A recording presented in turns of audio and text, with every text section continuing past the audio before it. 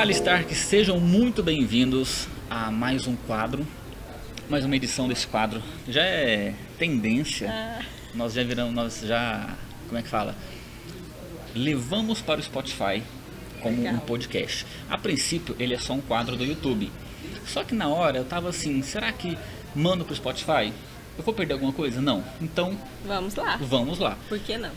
E detalhe que esse quadro ele foi projetado um dia antes de eu gravar. E quando eu comecei, eu pensei principalmente na Tia Jana. Posso chamar de Tia Jana? Pode. Lógico A gente pode. é íntimo. É minha professora de antropologia na faculdade. Quem não sabe, eu curso publicidade e propaganda. E foi minha professora. É minha professora ainda, né? Continuarei sempre. A gente mantém contato. Lógico. E quando eu criei esse quadro, é porque a nossa professora, a Tia Jana, o trabalho que ela passou na faculdade, quem vê antropologia às vezes pensa que não tem relação nenhuma com publicidade.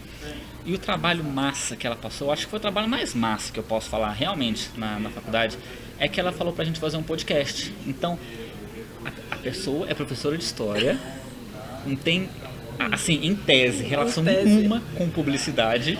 E ela estudou o que é um podcast. Ela mostrou pra gente, ela levou em sala. E isso me motivou a criar. A gente criou um podcast na faculdade. Isso. E me motivou a criar este quadro aqui e transformar em podcast. Então, ela foi uma influenciadora, ela não sabe disso, né? Ou sabe, né? Tô sabendo agora. Não sabia. Tô feliz. Então, esse quadro é muito baseado no nosso trabalho da faculdade. Que deu certo, né? Muito super certo, e eu acredito que eu devo implementar para os próximos semestres com as outras turmas. Tia Jana, seja muito bem-vinda ao nosso quadro Sessão Coffee. Estamos tomando um cafezinho. Por sinal, já tomei até um pouquinho. Café Vou sempre começar a tomar agora. Tia Jana, eu, como ser humano, nesse período que a gente teve aula, eu me desconstruí. Quando a gente fala desconstrução, realmente, pense em uma parede, um muro de tijolo que é rígido e que tem concreto, ele tem anos já. A desconstrução é basicamente realmente quebrar esse muro. Na verdade é um processo, você desconstrói para reconstruir. Então você desconstrói ideias que até então são cristalizadas na sua mente, na sua cabeça, que foram colocadas. De muito tempo. Isso, que foram colocadas em você, sejam pelos seus pais, pela cultura, pela família. E aí você vai desconstruindo aquelas ideias e reconstruindo novas ideias. Então, aquele muro que às vezes estava feio, cheio de buraco, meio torto, você quebra ele e constrói novas. E aí você pode ideias. Exatamente. Aí você pode fazer essa construção a partir do conhecimento novo que está sendo trazido. E aí a gente vai aprendendo, vai crescendo, vai mudando. Todo mundo se desconstrói em tudo. Sim. Então, seja... Alguns fatos no dia a dia fazem a gente se desconstruir. Exatamente. Algumas coisas que nós vivenciamos todos os dias, ou que nós escutamos, ou que nós lembramos da nossa família, faz a gente desconstruir e mudar a nossa percepção. Eu acho que esse é sabe assim, time. O clique, né? Isso, mudar a percepção da gente, sabe assim, daquilo. Ter um outro olhar, é igual olhar para essa xícara. Eu tenho uma visão, você tem outra. Sim. Quem está do outro lado vai ter outra. Tem totalmente outra. Exato. Então é começar a perceber que as pessoas têm olhares diferentes e observam em ângulos diferentes. Isso é você desconstruir. É você tentar observar pela lente do outro. Né? O outro tem um outro olhar sobre mim. Então, deixa eu tentar entender isso. Deixa eu tentar compreender. Isso é desconstruir. E eu brinco muito que você foi, assim, o meu maior presente, né? Porque eu fui meio que um molde, né? Eu fui meio que como é que fala? Aquele experimento dos ratinhos laboratório, né? Que realmente passou pelo processo. Exatamente. Tive bons alunos no meu caminho, muito. E, assim, ver você, da evolução que você teve do primeiro dia de aula para agora, assim, o coração da tia explode. Eu acho que é muito pelo fato também de aliar a Ju, a minha esposa, ela é totalmente desconstruída também, e juntou o fato da senhora ter sido minha professora, minha professora.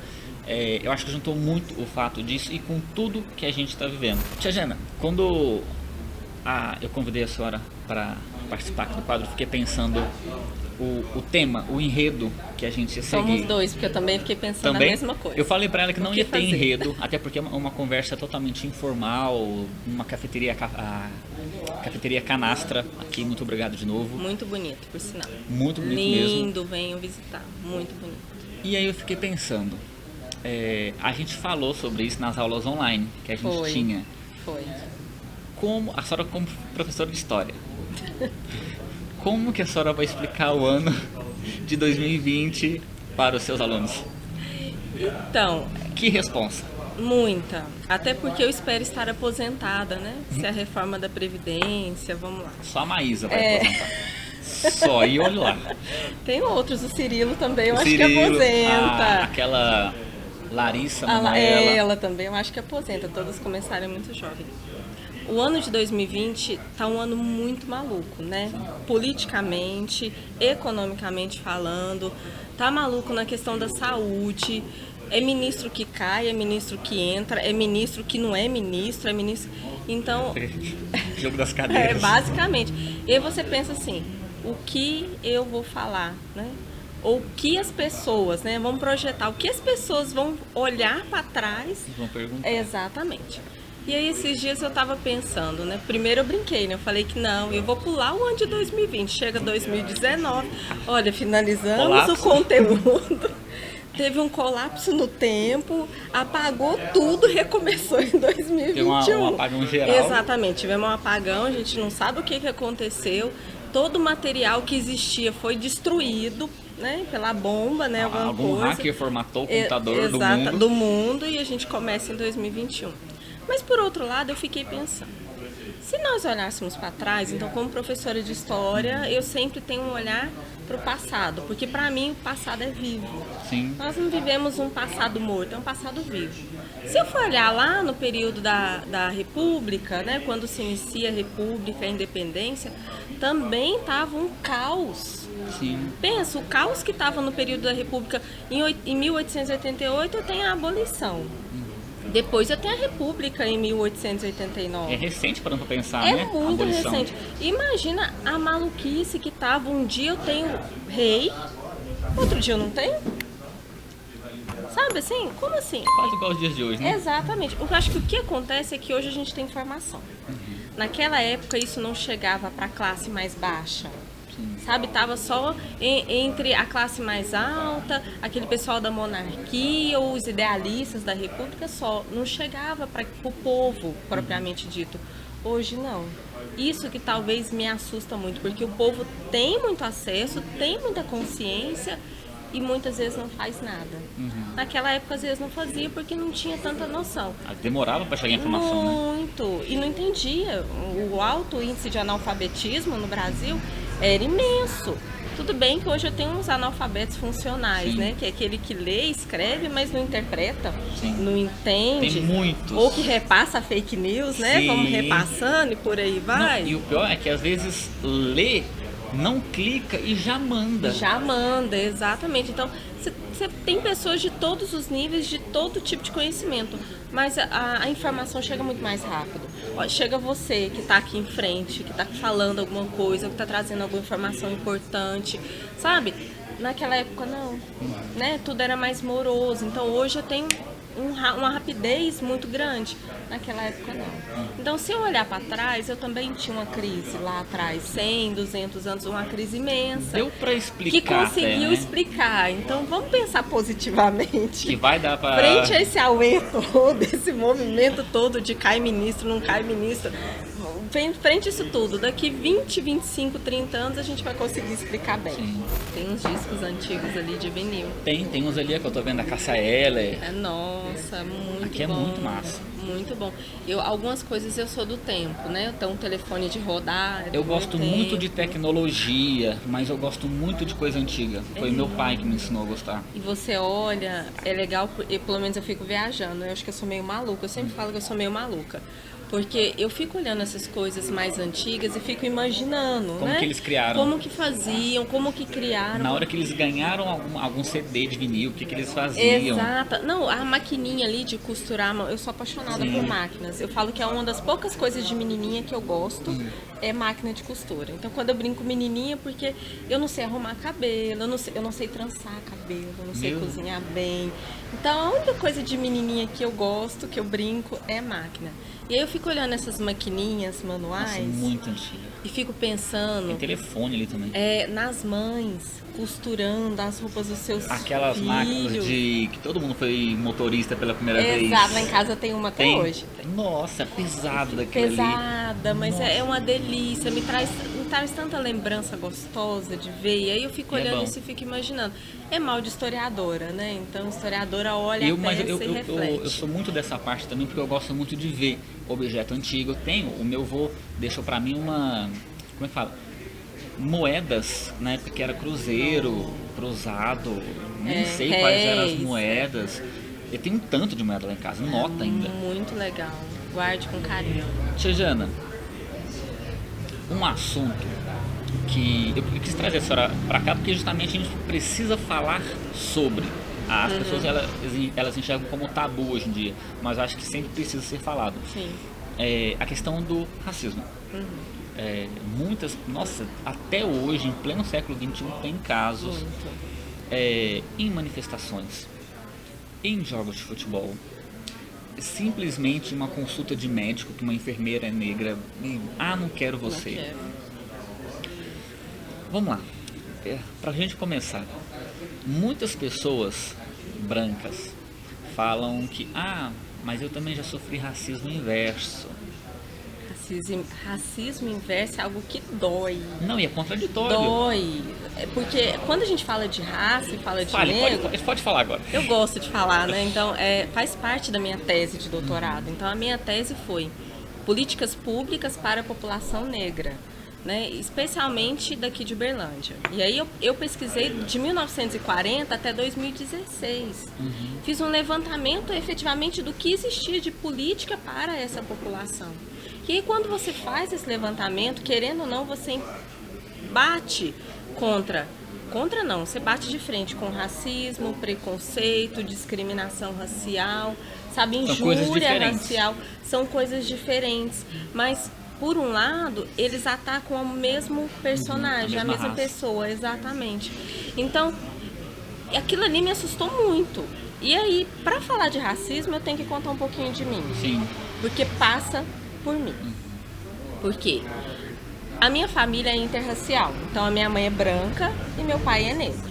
Então, eu cresci achando que era comum ter alguém branco na família.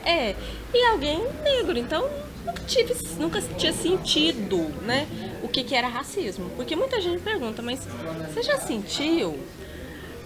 Quando que eu fui sentir e quando eu fui perceber a minha cor? Isso é legal, Luciano. Porque eu fui perceber o que eu era.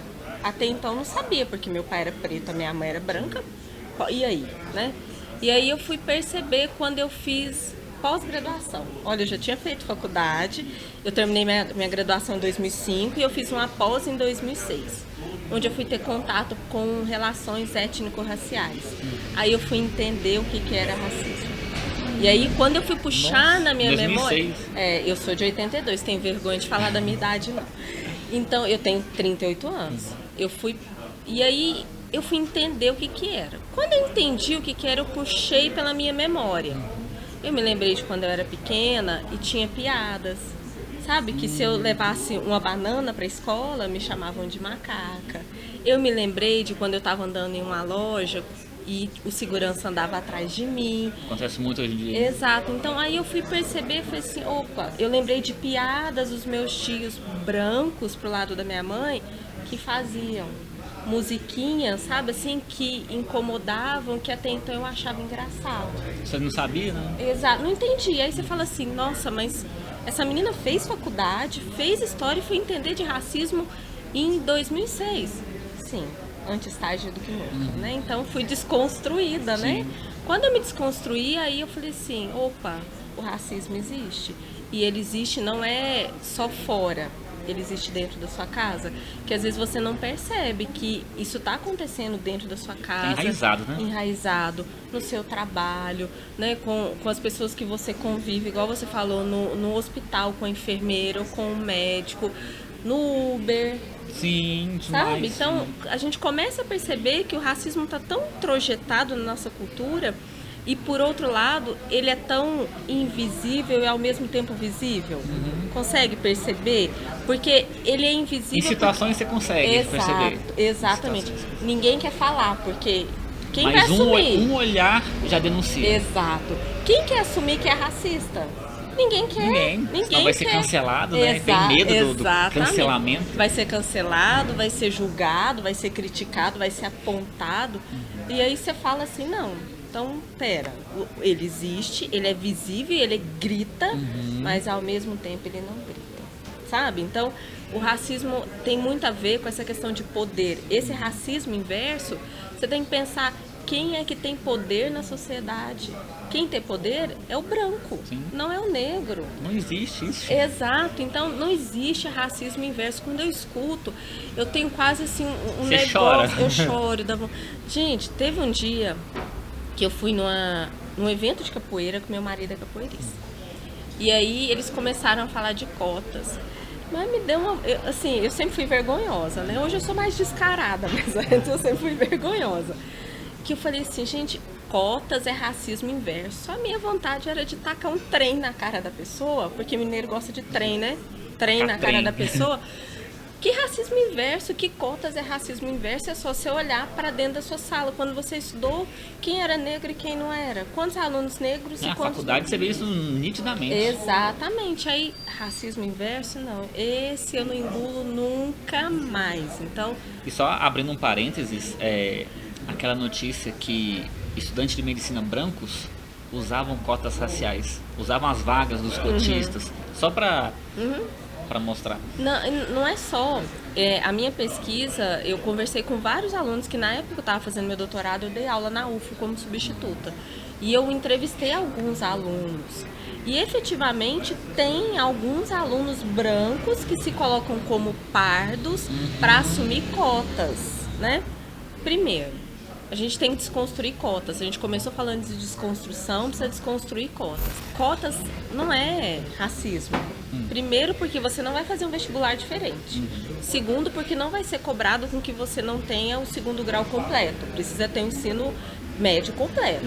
Então, as cotas é uma forma do país meio que tem um débito, sabe? Pagar a dívida contra essa população que foi excluída do estudo, que foi excluída da educação, que foi excluída desse acesso.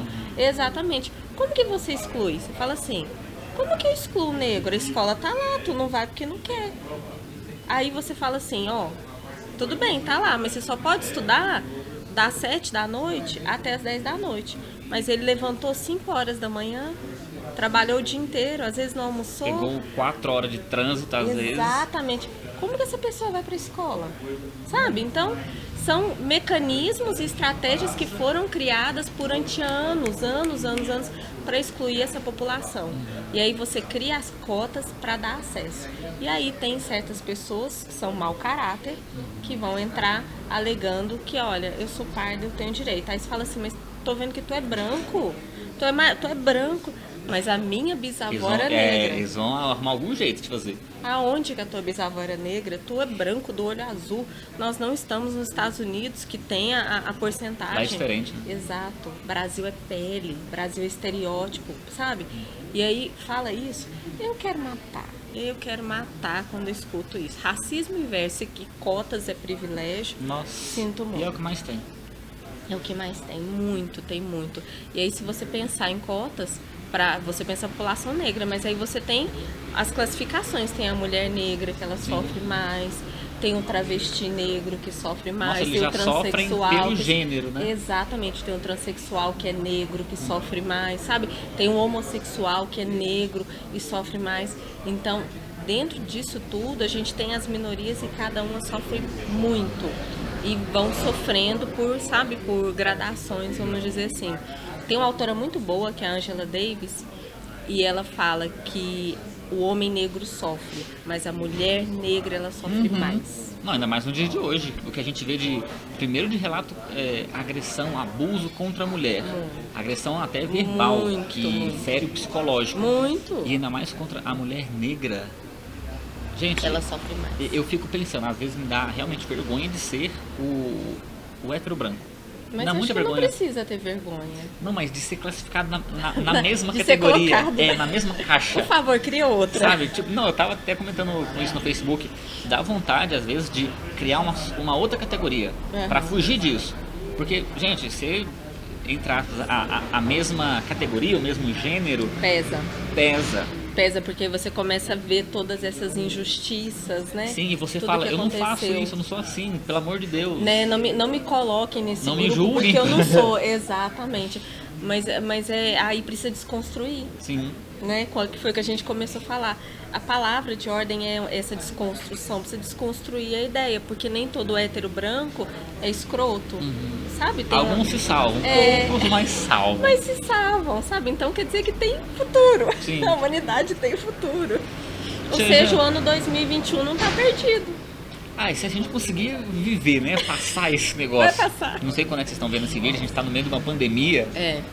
Mas tudo com álcool líquido. Muito cuidado. Não sei se vocês estão vendo esse vídeo em 2035, a gente usava muito álcool. Esperamos que esteja. E alguém me procure lá no futuro, tá? Pra poder fazer palestra. E ver se ela tá explicando o ano 2020 pros alunos dela. Ou se eu pulei. Ou se aposentou. Exato.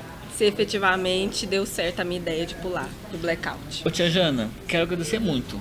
O espaço, ele é um pouco mais curto, mas a gente tentou falar muito. Então, com 25 minutos de gravação, a gente fala muito. A gente na fala sala, muito. vocês têm que ver, na sala, eram 3 horas mais ou menos, 2 horas e meia de aula, mas passava assim. Sendo que na rápido. última aula ficamos só nós dois. Ficamos por uma hora conversando. Na aula EAD, porque era correção de prova e tudo mais, mas como era a última aula, né, a gente quer despedir do professor, então acabou que a gente ficou conversando muito, 1 hora lá. Foi. E batendo esse papo super massa. Bem legal. Tia Jana, muito obrigado, viu? Eu que agradeço. Eu só trago pessoas especiais aqui nesse quadro. Não vou negar que eu fiquei muito nervosa. Passou o nervosismo? Passou. Viu que é tranquilo? Passou só você pra me colocar nesse lugar, né? O povo cria medo com a câmera. Mas não é um lugar que a gente imagina, Sim. né? Então você sempre olha quem tá na frente da câmera como uma pessoa que... Você tá acostumado com os alunos ali na frente. Exatamente. Então é diferente. Sabe que ontem eu participei de um treinamento e eu aprendi que os alunos, quando eles olham pra gente, são câmeras também. Sim. São pequenas câmeras que estão lá olhando e na cabeça deles estão processando alguma coisa. Então, você começa a perder o medo um pouco das câmeras, mas... Às vezes, é mais fácil para alguns falar de frente a uma multidão do que falar com uma câmera. Exatamente. A primeira você vez tem a expressão de quem tá ali. Nossa, a primeira vez que eu falei, eu tremia, assim. Fiquei muito tensa. Agora eu tô menorzinha. Tia Jana, muito obrigado mesmo, viu? Eu que agradeço, Luciano, foi um prazer falar sobre esses assuntos, tudo mais, desconstruir. Quem sabe a gente consiga desconstruir alguém que esteja assistindo. E assim, se eu puder sugerir, no futuro, que você traga temas importantes e polêmicos como esse. Eu acho que você é jovem, a sua fala é para os jovens, né? E eu acho que faz muito bem, porque traz uma percepção de como essa geração, que é essa geração sua, que é nativo digital, que tem conhecimento dessa tecnologia toda, como que eles podem desconstruir e construir um mundo melhor. Porque essa é a ideia, né? Construção do mundo melhor. Pode ser utópico, pode ser lindo. Desconstrução e construção, né? Todo dia. É lindo, porque você efetivamente você consegue fazer por esse movimento, né? De imagem, até porque no futuro, se Deus quiser, teremos hologramas, né? Nossa, é perfeito. Vamos sair? Meu holograma vai. Vai, exatamente. Então, essa desconstrução tem que ser feita para ter um mundo melhor. E professor mexe, tá, gente? Desculpa, não tem como, não consigo ficar contida. Nós alunos, a gente fica assim, ó. Eu não consigo. Ou mexendo no celular enquanto falando. Eu não consigo ficar contida, então eu preciso, mas eu fico feliz. Obrigada. Muito obrigado mesmo. E se você é novo por aqui, não se esqueça de se inscrever no canal, deixar o seu like e nos acompanhar nos próximos vídeos, tá bom? Muito obrigado. Tchau. Tchau, tchau.